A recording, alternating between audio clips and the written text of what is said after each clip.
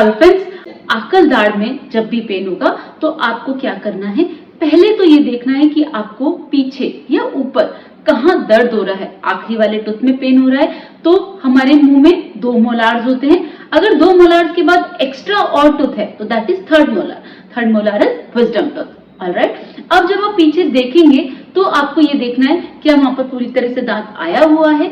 दूसरा, अगर नहीं आया तो क्या वो गम से कवर्ड है, दैट मीन्स आधा दांत एक्सपोज है और आधा दांत गम से कवर्ड है, या फिर सिर्फ थोड़ा सा टूथ स्ट्रक्चर दिख रहा है और बाकी ऐसा नहीं लग रहा कि वहां पर कुछ दांत है, बस थोड़ा व्हाइट व्हाइट दिख रहा है। ऑलराइट, तो फ्रेंड्स अगर दांत आ गया है दैट मीन्स अब विजडम टूथ प्रॉपर्ली इरप्ट हो गया है। अब आपको देखना है कि दांत के बीच में दर्द हो रहा है कि टूथ के ऊपर हो रहा है। तो जनरली क्या होता है कि विजडम टूथ में हम पीछे का दांत होता है तो हम अच्छे से ब्रश नहीं कर पाते हैं, तो वहां पर खाना फंसता है, उसकी वजह से हमें दर्द होने लगता है। तो फ्रेंड्स अगर वहां पर जाके आप डीप ब्रशिंग करेंगे और वार्म एंड रिंसेस करेंगे तो आपको रिलीफ वहां पे मिल जाएगा।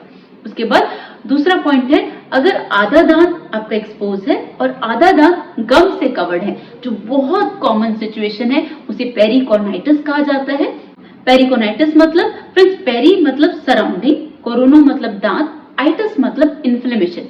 जब दांत के चारों तरफ जो स्ट्रक्चर्स हैं, जो टिश्यूज हैं, उनमें इन्फ्लेमेशन हो गई है, उसे पेरिकोनाइटिस कहा जाता है। तो विजडम टूथ में ये बहुत कॉमनली देखा जाता है क्योंकि दांत को इरप्ट होने के लिए जॉ में स्पेस नहीं होती और विजडम टूथ जितना आ पाता है उतना आ पाता है, बाकी वो गम्स और बोन से कवर्ड रहता है। तो उसमें क्या होता है, फ्रेंड्स, जब टूथ इरप्ट होता है तो आधा वो गम से कवर्ड है, दैट मीन्स वहां पर एक पाउच क्रिएटेड है।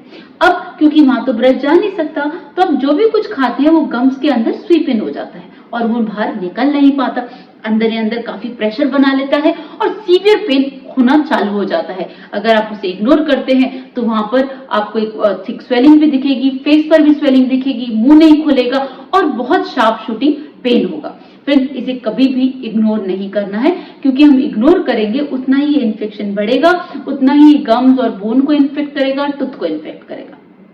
अब इसमें हमें करना क्या है, सबसे पहली बात मैं ये वो सारे ऑप्शन बता रही हूँ जब हम डॉक्टर को अप्रोच नहीं कर सकते बट हमको बहुत ज्यादा पेन है तो हम इमरजेंसी रिलीफ कैसे ले सकते हैं।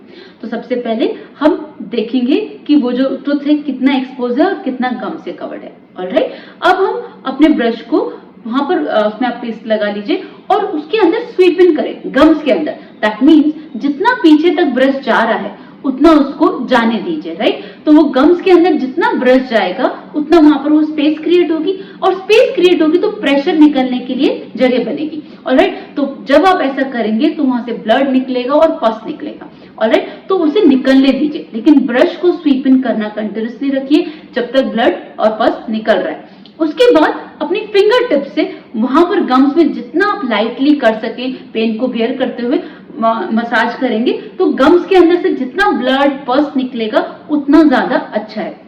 एक ऐसा पॉइंट आएगा कि अब वहां से आपको कुछ भी ब्लड निकलता हुआ नहीं दिखेगा, पस निकलता हुआ नहीं दिखेगा। अब आपको ऐसा लगेगा कि काफी ज्यादा निकल गया है, अब वहां से नहीं निकल रहा है। फ्रेंड्स ये वो पॉइंट है जहां पर आपको स्टॉप करना है और अब आपको क्या करना है, वार्म सलाइन रिंसेस, गुनगुने पानी में नमक डाल के कुल्ले। अब जो आपने सारा प्रेशर निकाल लिया है ना, अब लेकिन वहां पर बोन और गम्स तो टेंडर है तो उनको हीलिंग, उनको रिलीफ किससे मिलेगा। फ्रेंड जब गुनगुने पानी में नमक मिल जाएगा तो वो सलाइन बना लेता है और सलाइन में कैपेसिटी होती है टिश्यूज को पेनिट्रेट करने की, तो वो गम्स के अंदर जाएंगे और वहां पर वो फ्रेंड्स उसको हील करेंगे तो आपका पेन काफी ज्यादा कम हो जाएगा। उसके बाद जैसे आपको ऐसा लगे कि हाँ अब मुझे थोड़ा रिलीफ मिल रहा है, उसी समय पे आप एक माइल्ड पेन किलर ले सकते हैं लाइक कॉम्बिफ्लेम, जो डाइक्लोफेनेक और पैरासिटामोल की कॉम्बिनेशन से बनता है। फ्रेंड्स एक बात मेरी हमेशा याद रखिए, कभी भी कोई भी मेडिसिन बिना डॉक्टर की परमिशन के, बिना उनके प्रिस्क्रिप्शन के नहीं लेनी है।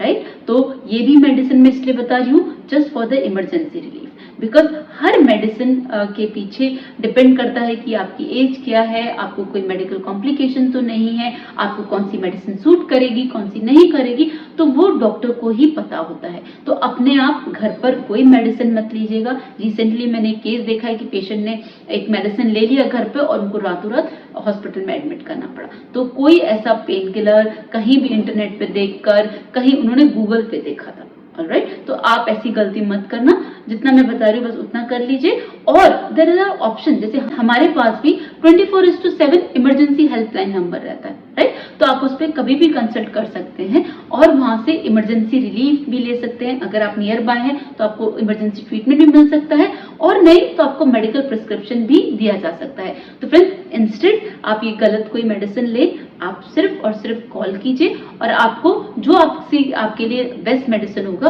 वो आपको प्रिस्क्राइब कर दिया जाएगा। उसके अलावा जो जो रेमेडीज आपको लेनी है वो भी आपको बता दी जाएगी। ऑलराइट, नाउ जब आप ऐसा कर लेंगे फ्रेंड्स, आपको रिलीफ मिल जाएगा। उसके बाद अपने नियर बाय डॉक्टर को नेक्स्ट डे जितना जल्दी हो सके अप्रोच कीजिए और देखिए कि विजडम टूथ की पोजीशन कैसी है।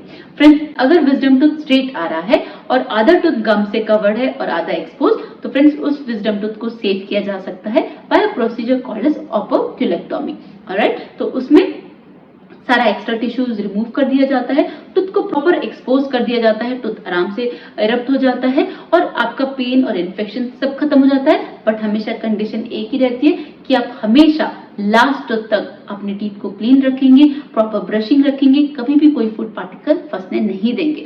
और अगर आप ऐसा नहीं कर पा रहे हैं तो उस टूथ को निकलवा दीजिए। वैसे भी विजडम टूथ एक वेस्टिजियल ऑर्गन है। ऑलराइट, नाउ थर्ड कंडीशन होती है जब विजडम टूथ टेढ़ा आ रहा होता है। ऑलराइट फ्रेंड्स, ये वाली कंडीशन है जिसमें विजडम टूथ को निकलवाना बहुत ज्यादा जरूरी है। तो उसमें भी आपको ये तीनों स्टेप फॉलो करने हैं for the emergency relief. But अगर जब आप नेक्स्ट डे डॉक्टर को अप्रोच करते हैं और देखते हैं कि विजडम टूथ टेढ़ा है और उसकी वजह से एडजेसेंट टूथ डैमेज हो रहा है, वहां पे कैविटी हो रही है, दोनों दांतों के बीच में खाना फंस रहा है, फ्रेंड्स ऐसी कंडीशन में आपको विजडम टूथ जितना जल्दी हो सके उतनी जल्दी निकलवाना है, क्योंकि विजडम टूथ एक वेस्टिजियल ऑर्गन है। उसकी कॉस्ट जो एडजेसेंट सेकंड मोलार है वो पे नहीं कर सकता। ऑलराइट, तो विजडम टूथ अगर टेढ़ा है, उसकी वजह से एडजेसेंट टूथ डैमेज है, तो विजडम टूथ को जल्दी से जल्द हम निकलवा देंगे ना। तो friends, emergency relief is extremely important because आप उस पॉइंट पर जो भी स्टेप लेते हैं वो डिपेंड करता है कि आगे आपका जो कंडीशन है वो कैसे होने वाली है। राइट, तो फ्रेंड्स कभी मत घबराइएगा, सिर्फ राइट स्टेप लीजिएगा और कोई भी डाउट होता है तो आप हमसे कभी भी कंसल्ट कर सकते हैं। तो फ्रेंड्स, आज के लिए बस इतना ही। वीडियो में कोई भी डाउट लगता है मुझसे कमेंट सेक्शन में पूछ सकते हैं। See you in the next video. Thank you so much. Don't forget to flaunt your beautiful smile, and that makes you so beautiful.